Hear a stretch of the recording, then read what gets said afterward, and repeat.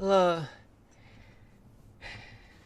Hey everybody, welcome to the stream for those of you who are just tuning in. And that includes myself. The name's Marlon. This is episode 29 of Mushroom Sitting in Minecraft. So, how you guys doing on this, I don't know if I want to call this a lovely Friday, but for those of you who think today's lovely, well, glad that you're having, but in my case, the weather is damp, well, rather depressing because of cloud coverage. But there was also rain earlier this afternoon, and from what I've heard, in some areas around the tri-state area, there were flash flood warnings. So, what are we doing right now? Okay, so I know that we are going to play Mushroom City in Minecraft, which we are going to, just so you know, folks. However, we're just going to take a look at the weather right now. And, well, so here's the thing, folks. Just going to give you a heads up. Okay, so, see, usually, what I usually do is that it'll take me about 5 or 10 minutes for me to talk about the weather. But in some cases, during severe weather, up to 15 minutes. Just so you know, folks, because, I mean, as a meteorologist, I must do it. And also as a gamer, well, I game, I play Minecraft, but I actually build cities rather than destroy them. And some, maybe I do destroy some, but not all of it. You know what I mean, folks. Alright. Then after that, I play the games for you. Then by, well, right now, about 7:20 p.m. Eastern Daylight Time, I get started on the national weather discussion, and then we end the stream by 8 o'clock p.m. Eastern Daylight Time. It is currently 6:02 p.m. Eastern Daylight Time. Now let's get this over with and talk about the weather. So what's happening right now? So let's take a look at the active weather alerts. So basically we have 4 tornado warnings, and from what I can tell is that one tornado warning has been observed, and the size, the hail size in terms of diameter is 3 inches, which is a large apple-sized hail, which is extremely fatal, folks. If you're out there, oh boy, oh, that is just horrible. Got another one in Illinois, but was indicated by radar, and the hail size is estimated to be pink ball-sized hail, or 1.5 inches. 2 other tornado warnings are in Baltimore, and they've been indicated by radar, and the estimated hail size is up to 3/4 of an inch in diameter. We got 27 severe thunderstorm warnings in Maryland, Vermont, North Carolina, Virginia, Pennsylvania, Indiana, Wisconsin, Illinois, Missouri, Texas,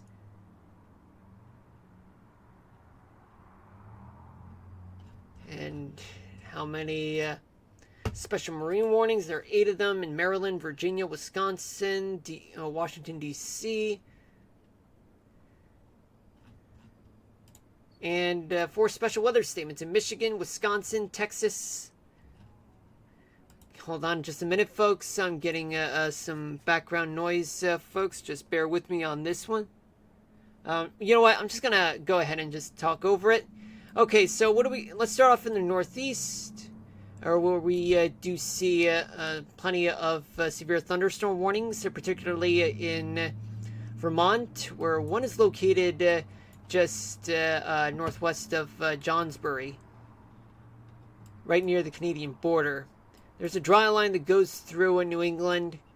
We do have a whole lot of severe thunderstorm warnings that stretch south of State College, going through Harrisburg, Baltimore, Washington, and then anywhere just north of Richmond, which it takes a break. But south of Richmond, all that severe thunderstorm warnings spread towards close to Raleigh, and we see one of them have expired.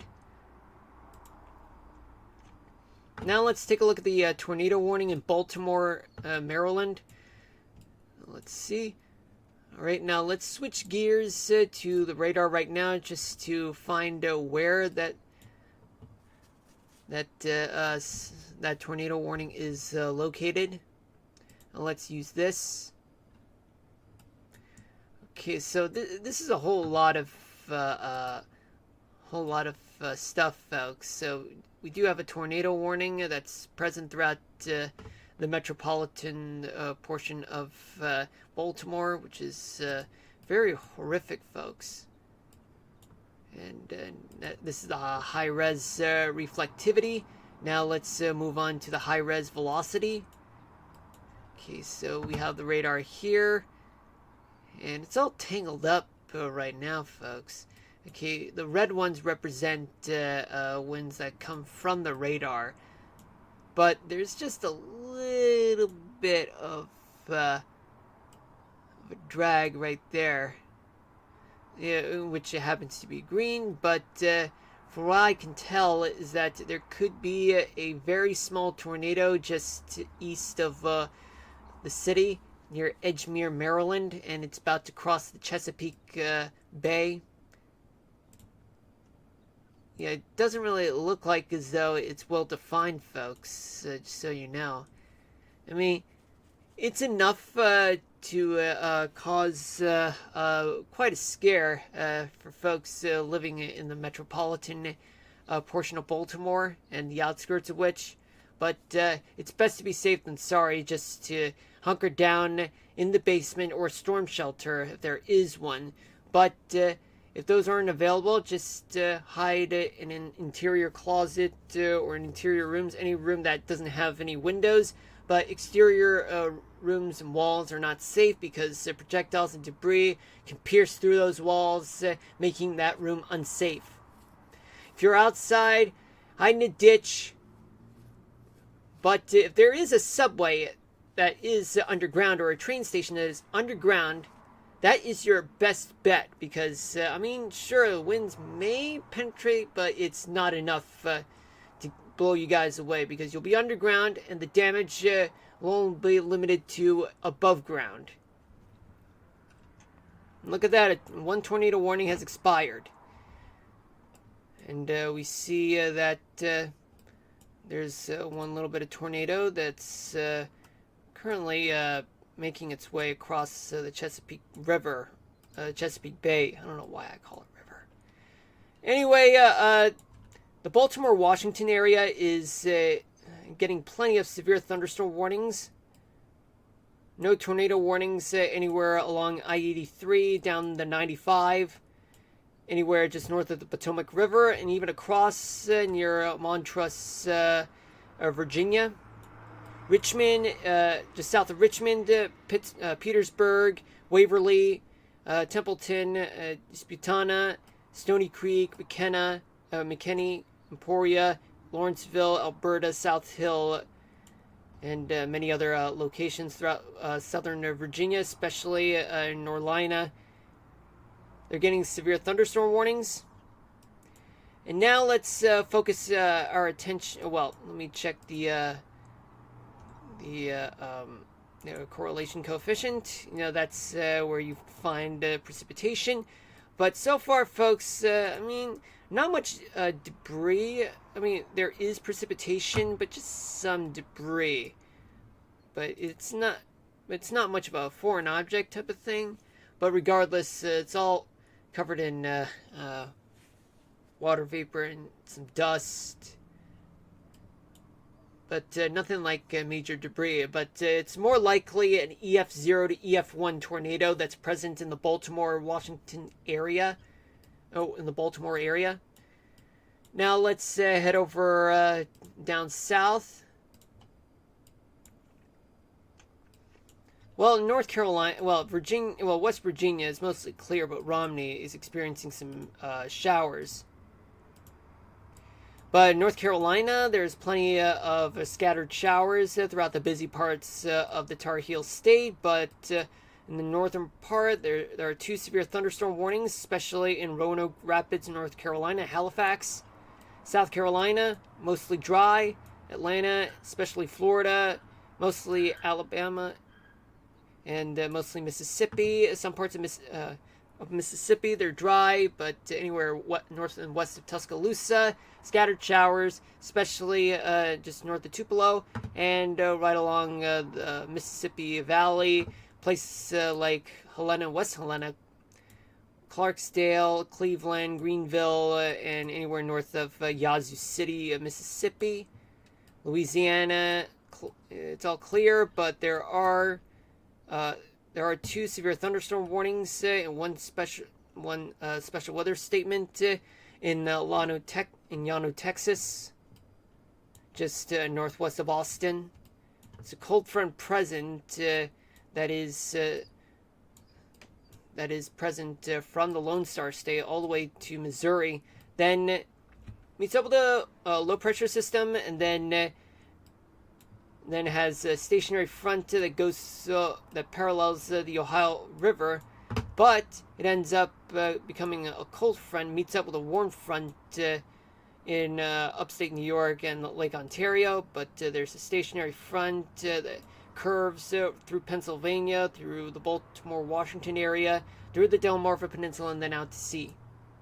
And then there's an occluded front that swings from Lake Ontario and then wraps around the Great Lakes back to Minnesota, North Dakota, and then meets up with a low pressure center in Minnesota, which we'll get to in a second or in a moment.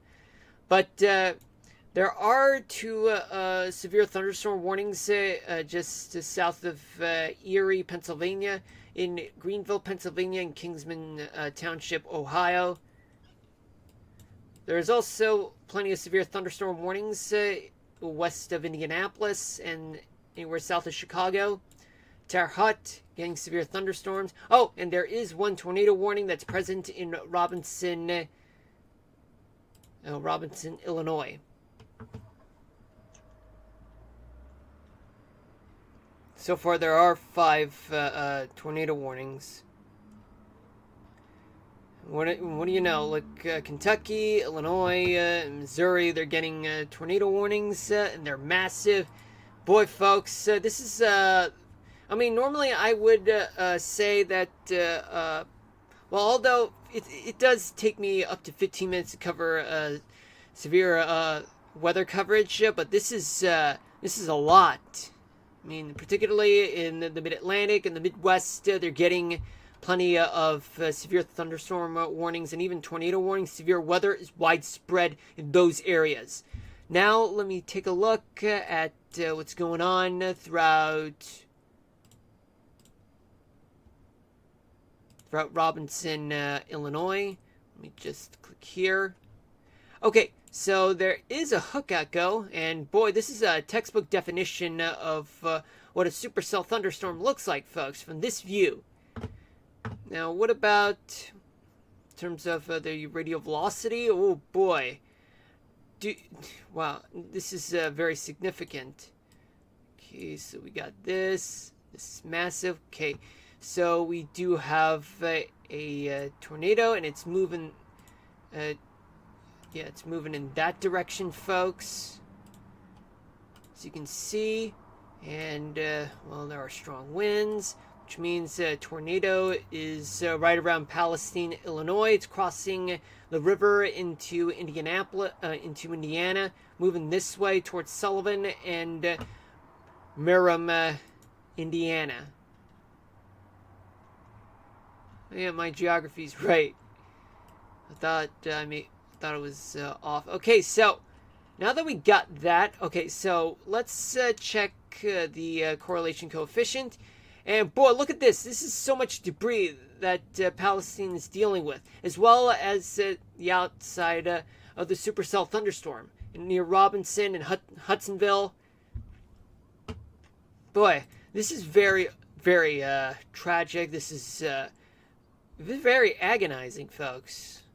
This is horrible. I mean, horrifying. I mean, wow. I'm beyond words that are right at this time.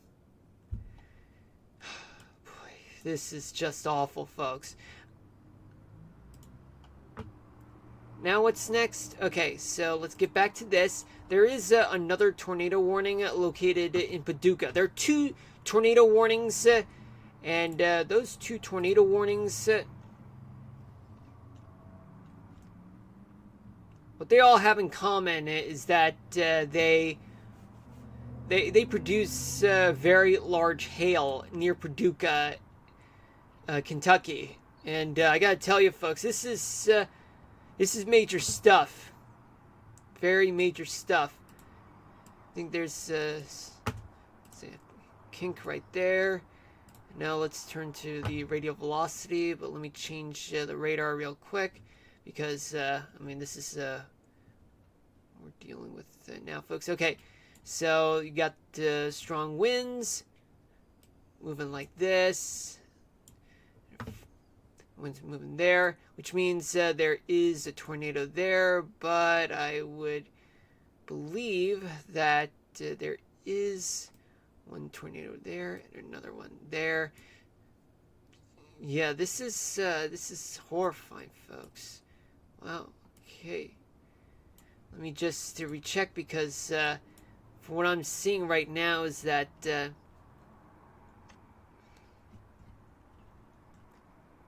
this is very massive.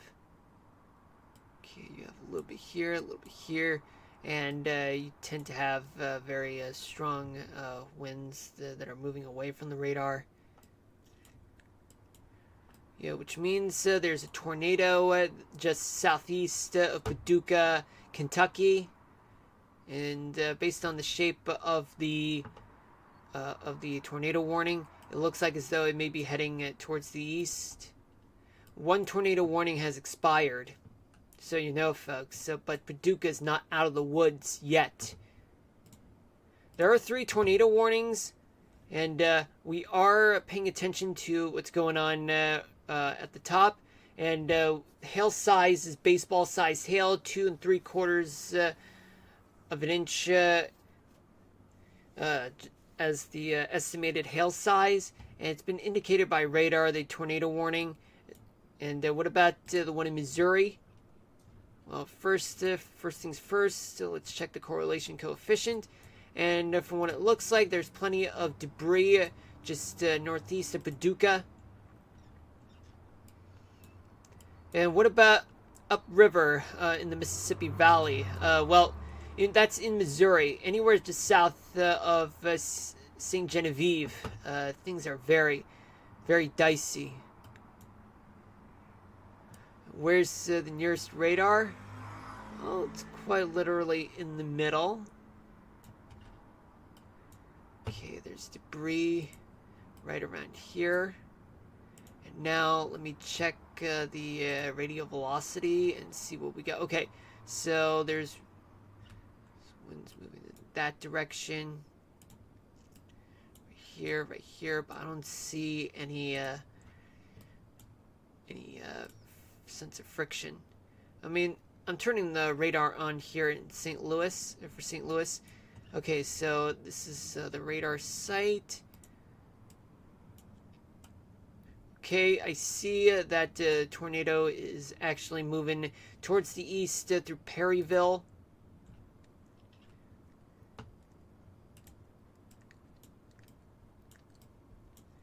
Okay, so this looks like as though this is the tornado just located west of Perryville, and it's going to make its way through town. There is a severe thunderstorm warning in St. Genevieve and Missouri and Chester, Illinois.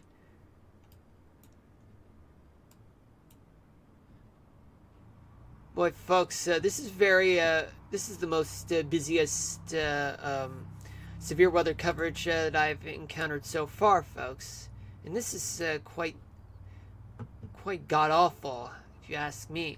Plenty of severe thunderstorm warnings, as I said, in eastern Illinois and western Indiana. And there are clusters of severe thunderstorm warnings and a special weather statement in southern Missouri, especially just in the northern part of Arkansas.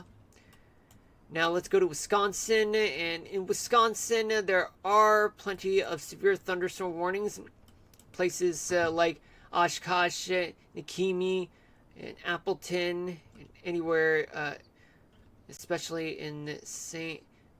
Nazianz, Caddo, and Reedsville, Maple Grove, Wisconsin, New London, and also Fond du Lac, uh, Wisconsin. Pardon my French. Wisconsin. Now look at this, folks. This is crazy. Look at this. Look at the occluded front. Yeah, there's a deepening low, mid-latitude low. It's deepening. It's just so mind-boggling that well, that's because you had so much heat and so much humidity throughout that part of the country throughout the past few days. All of that has resulted in severe weather that's finally been, well, I wouldn't say in a enthusiastic way, but more in a way that really describes the worst case scenario. That in the northern plains, it was so hot and humid that it led to that severe weather and a really deepening low, which led to many severe weather events that are taking place in places like the Mississippi Valley, the Mid-Atlantic, and especially parts of the Ohio Valley. But there's also clusters in just one in Texas.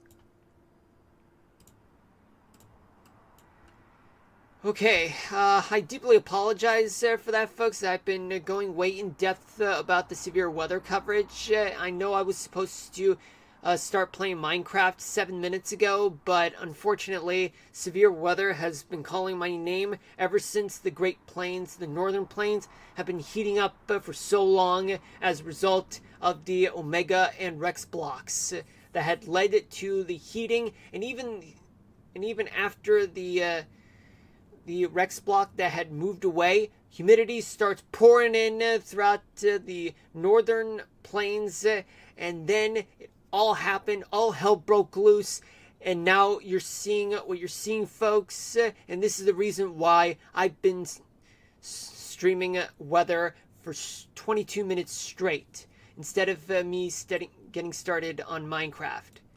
So what about the northern plains? Well, the northern Rockies. Well, there are plenty of some showers and even snow showers throughout the northern Rockies, especially Missoula, the Bitterroot Mountains of Idaho, parts of Yellowstone, and especially some snow showers just southeast of Bozeman and Livingston, Montana, especially Red Lodge, Montana.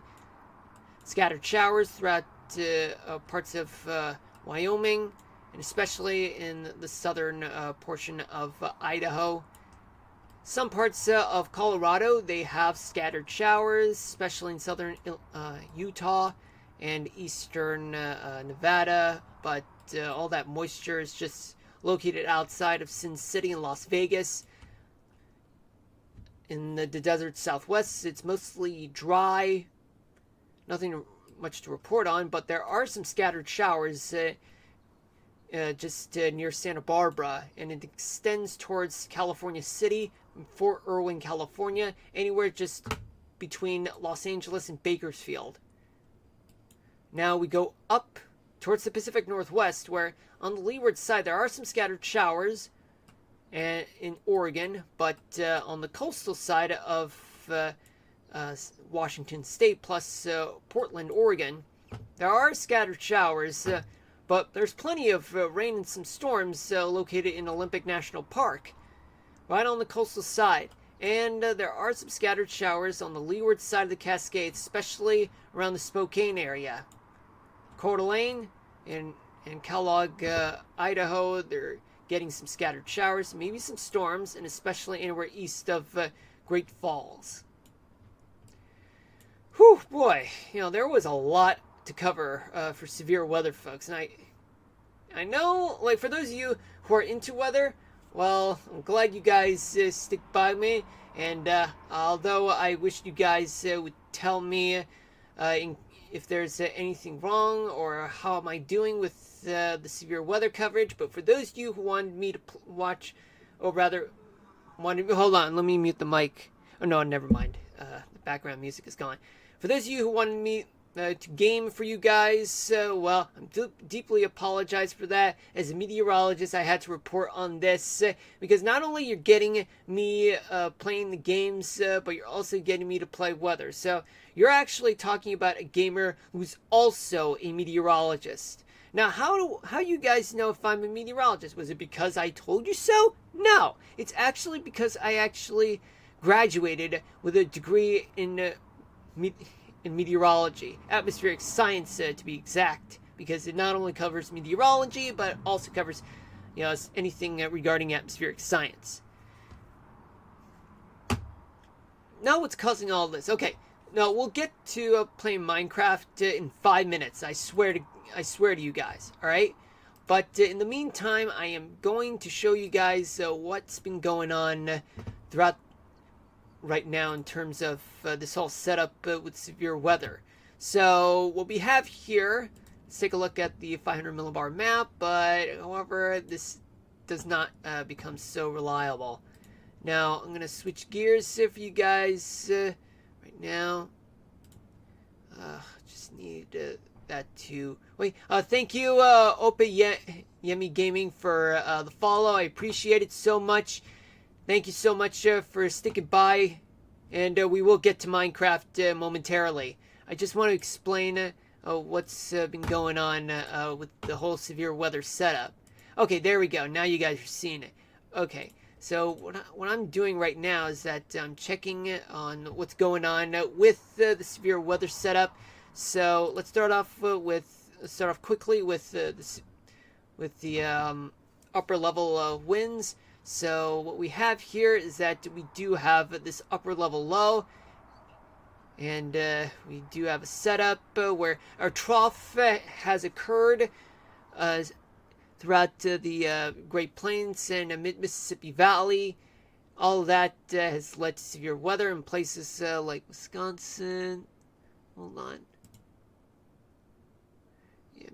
Okay, so this is more of like an 18Z/6 p.m. Greenwich Mean Time /2 p.m. Now, yeah, this is we're gonna assume that this is the setup right now.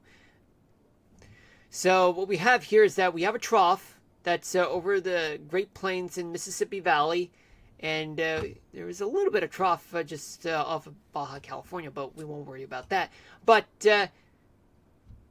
so, and there's a ridge over Florida, so as a result, you guys are seeing severe weather in play in places like the Mississippi Valley, parts of Texas, the Ohio Valley, and as well as the Mid-Atlantic. All of that has led to severe weather, and all of this has to do with so much heating and so much humidity that's been going on for days in places like the Northern Plains and upper Mississippi Valley. And I've been talking about the Omega block and the Rex block since last week.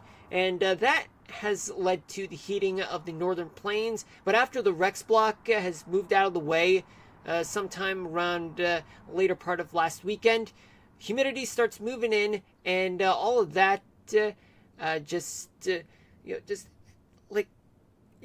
stayed there for days. But then when the moment came for severe weather to occur because of cold air that started moving in, a trough that moved in, which brought in cold air from the Rockies in Canada, and it led to severe weather to occur.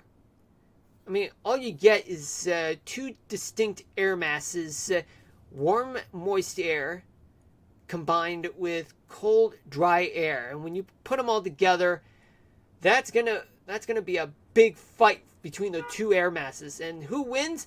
Cold, dry air wins, but at the cost of nice weather, meaning that it would lead to severe weather, tornadoes, severe thunderstorms, large hail, and damaging winds throughout the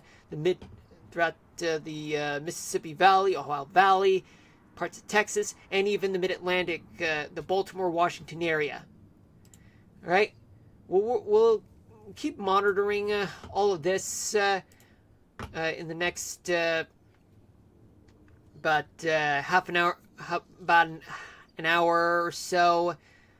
But in the meantime, I'm just gonna play this for you guys while I play Minecraft for you guys. So let's just get this over with. So let me play the radar for you guys, and this will play the last 3 hours at a current time up until, well, from 3 hours ago up until, let's say, about now.